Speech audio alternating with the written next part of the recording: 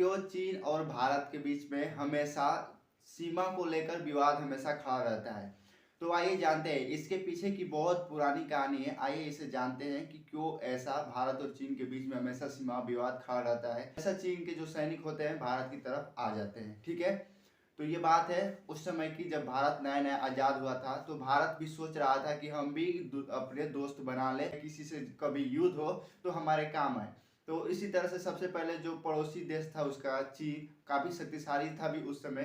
तो भारत ने उसे अपना दोस्त बनाना अच्छा समझा। ठीक है, तो उसके लिए भारत ने उस समय राज कर रही चियांग काई सेवा के नेतृत्व में भारत ने उनसे राजनयिक संबंध अपने स्थापित कर लिए। तो फिर कुछ देर बाद जो चीनी सरकार थी वो भारत को यूनेस्को में मतलब राष्ट्र संघ में सदस्य दिलाने की भारत को भी बहुत प्रयास की और भारत भी बहुत अच्छी तरीके से चीन के प्रति अपनी दोस्ती को निभाता रहा। तो चलिए भारत और चीन के इस विवाद को समझने से पहले इसके एक बीच की कड़ी को समझते हैं। सबसे पहला आपका आता है इस बीच की कड़ी का जो मुख्य कारण है विवाद पैदा करने का, वो है तिब्बत। ये बात है 1950 की, जब चीन की मुक्ति सेना ने तिब्बत पर आक्रमण करके उसे पूरी तरह से हथिया लिया। ठीक है, पूरी तरह से अपने कब्जा में कर लिया चीन ने तिब्बत को। जबकि मतलब ब्रिटिश सरकार ने यह घोषित कर दिया था कि जो तिब्बत है, तिब्बत देश में 2000 मील तक भारत का अधिकार होगा, यानी जो भारत चाहेगा वही करेगा।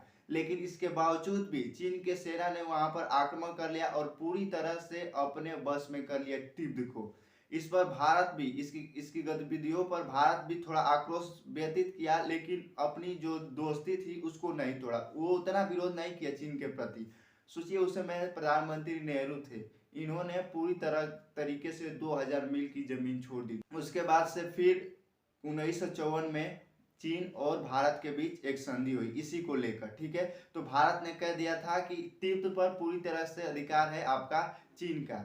तो इसके उपलक्ष्य में चीन ने भी भारत को तिब्बत में अपने व्यवसायिक केंद्र स्थापित करने की अनुमति दे दी। उसके उपलक्ष्य में भारत ने भी कलकत्ता, दिल्ली और कुछ और राज्यों में चीन को व्यवसायिक रूप से रहने के लिए और अपना व्यापार करने के लिए छूट दे दिया। फिर धीरे धीरे ऐसा समय चलता गया और फिर 1959 की बात है। 1959 में जो चीन था पूरी तरीके से तिब्बत वासियों पर अपना रोब थोपने लगा, मतलब अपने ही कानून और व्यवस्था लगाने लगा। तिब्बत में चाह रहा था कि जो मैं कर रहा हूँ वही लोग वहाँ का पालन करें, अपने मनमानी ना करें। तो इसके विरोध में जो तिब्बतवासी थे वहाँ विरोध कर दिए, बहुत बड़ा विरोध कर दिए। लेकिन इसके उपलक्ष्य में जो चीन था बहुत ही कुशाग्रता से उस पूरे विरोध को कुचल दिया, मतलब अलग अलग हथकंडे लगाकर उस विरोध को पूरी तरीके से कुचल कर उसे समाप्त कर दिया। वहाँ के जो धर्म गुरु थे दलाई लामा वो और उनके जो अनुयायी थे वो भागकर, जो तिब्बत था वहां से भागकर भारत आकर रह गए। भारत ने उन्हें संरक्षण प्रदान कर दिया, मतलब उनको अपने देश में रख लिया। 1959 में तिब्बत विद्रोह हुआ था, उसका मेन कारण भारत को ही मान रहा था। चीन कह रहा था कि भारत ने ही लोगों को भड़काया है और उन्हें विद्रोह खड़ा करने पर मजबूर किया है, इसके पीछे भारत का ही हाथ है। तो बल्कि भारत ने पूरी तरह से माना कर दिया कि इसके पीछे मेरा कोई हाथ नहीं है, मैंने नहीं भड़काया है। लेकिन चीन मानता था कि भारत का ये कीड़ा धरा है, इसीलिए चीन 1959 में भारत के 12,000 वर्ग मील तक भारत के हिस्से को काबू मतलब कि कब्जे में कर लिया था, आक्रमण कर कब्जे में कर। इस पर संसद में, भारत के संसद में इस पे श्वेत पत्र भी दाखिल किया गया, लेकिन इसका कोई नतीजा नहीं निकला।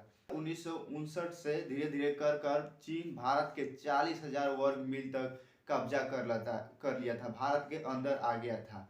और जब बात हो रही थी संधि की, भारत कह रहा था कि हमारे और तुम्हारे बीच एक संधि हुई थी 1954 में, लेकिन चीन कह रहा था कि हमारे बीच कोई ऐतिहासिक संधि नहीं हुई है और ना ही कोई ऐसा कानून बना है जिसे हम माने, ये सब झूठ है। और इस तरह से कहकर पूरे तरह से हर एक कानून और व्यवस्था को नकार रहा था चीन। चीन हमेशा कह रहा था कि हमारे बीच कोई संबंध नहीं था। उसके बाद ये बात है सन 1962 की, जब चीन ने पूरी तरीके से सबके सामने आकर भारत के ऊपर आक्रमण कर दिया। भारत के लद्दाख से लेकर नेफा क्षेत्र, इस समय जो अरुणाचल प्रदेश है, उन क्षेत्रों में आक्रमण कर दिया। मतलब लद्दाख से लेकर अरुणाचल प्रदेश तक पूरी जितनी जमीन थी उस पर चीन ने कब्जा कर लिया। उसके बाद से चीन ने कब्जा कर लिया। इस तरह से भारत के सैनिक और उधर से चीन के सैनिक आपस में आकर लड़ने लगे, लेकिन चीन पूरी तरह से तैयारी में आया। चीन पहले से ही प्लान बना रहा था कि उसे भारत के कुछ हिस्सों पर कब्जा करना है, ठीक है। वो मानता था कि अभी बहुत कुछ हमारे हिस्सा, मतलब चीन का हिस्सा बहुत कुछ भारत में विलेज ब्रिटिश सरकार के अधीन। तो इस तरह से चीन पूरी तरीके से तैयारी में आया था कि भारत के कुछ भूभागों को अपने हक में ले लिया जाए, और इसमें कामयाब भी हुआ चीन। और पूरी तरीके से बुरी तरह से हार का सामना करना पड़ा था उस समय भारतीय सैनिकों का। लेकिन उधर से कहते हैं, उधर से फिर से जो रूस था, भारत का सबसे बड़ा दोस्त माना जाता है इस समय, उस समय रूस ने भारत के पीछे खड़ा हुआ, और उधर से नाविक अपने जहाजों को लेकर रूस इधर भारतीय बंदरगाह पर मतलब खड़ा हो गया, और धमकी दी चीन को कि यदि तुम पीछे नहीं हटते हो यहाँ से तो हम भी इस युद्ध में कूद पड़ेंगे। तो इस तरह से जो चीन था वो इसके पीछे भी एक चाल चला। चीन तुरंत 20 किलोमीटर पीछे हट गया, जहाँ आया था, जहाँ तक भारत में घुसा था वहाँ पर तुरंत 20 किलोमीटर कर रहा था कि जो मैकमोहन सीमा है वहाँ से वो 20 किलोमीटर पीछे हट गया और ऐलान कर दिया पूरी तरीके से। लेकिन वास्तविक में उसने ऐसा नहीं किया था, बल्कि उसने जो लद्दाख था उसके बहुत से क्षेत्रों पर पहले से ही अधिकार कर लिया था, और अरुणाचल प्रदेश के क्षेत्रों पर भी अधिकार कर लिया था, और उसके पीछे 20 किलोमीटर जाकर दूर खड़ा हुआ और ऐलान कर दिया कि हम पीछे आ गए, मैकमोहन रेखा से जहाँ तक भारत की सीमा थी उस सीमा से हम आ गए हैं 20 किलोमीटर बाहर। लेकिन ऐसा वास्तविक में नहीं था, क्योंकि उसमें संचार तकनीकी इतनी विकसित नहीं हुई थी कि पता लगाया जा सके कि कौन कहाँ है, ठीक है।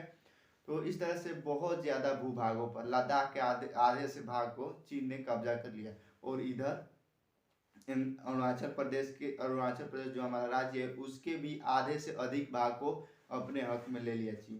पहले भारत ने जिसको अपना दोस्त बनाना चाहा उसी ने सबसे पहले उसके साथ विश्वासघात किया, केवल एक चीज के लिए।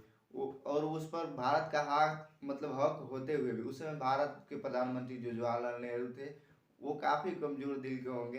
तभी जब जब चीन आक्रमण कर रहा था तो भारत अपना दोस्ती मतलब कि प्रेम से समझना चाह रहा था, लेकिन चीन था कि हमेशा आक्रमण कर कर इसकी जमीनों को लूट लेता था।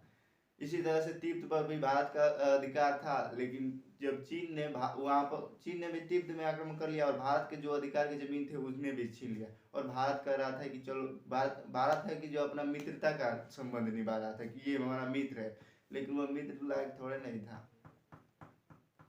धोखेबाज शुरू से चीन है भारत के साथ, हमेशा भारत के साथ रणनीति रखता है, इसके जमीन को हथियाना चाहता है। आज भी आप लोग देखते हैं कि बार बार सुनने में आता है कि जो चीन के सैनिक थे वो भारत में आकर भारत में घुस गए हैं और भारतीय जो सैनिक है उनसे लड़ाई कर रहे हैं, हमेशा भारत के कुछ सीमा के अंदर आ जाते हैं।